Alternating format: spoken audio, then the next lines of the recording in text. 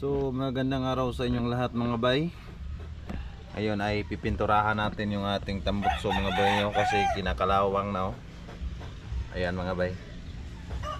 Ito yung lilinisan natin ngayon mga bay. Kasi ilang taon na itong hindi nalinis natin. Ayan. Ito yung gamitin nating pintura. Itong silver saka black dito. Okay, let's go.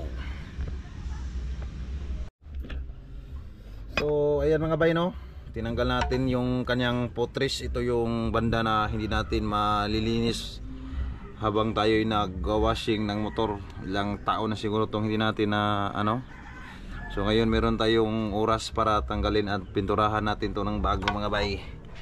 Pati na rin tong kanyang putres oh. Grabe na yung dumi. Ayan oh. Siguro ilang taon na tong hindi na linis. Ito yung maganda kasi natanggal natin para maano natin siya ng maayos, mapinturahan. Ito sa ilalim, kalawang na ito. Itong kanyang axle.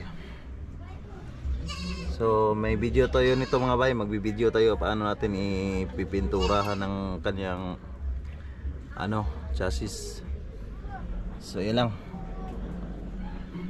Yan o. Medyo nahihirapan tayo sa pagtanggal ng mga tornilyo nito kasi puno na sa kalawang.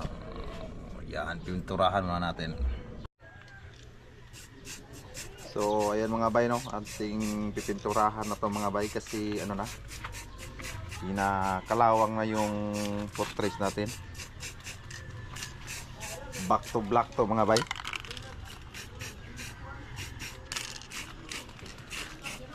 Okay. Okay. Na. Ito na yung ating tambutso mga bay. No?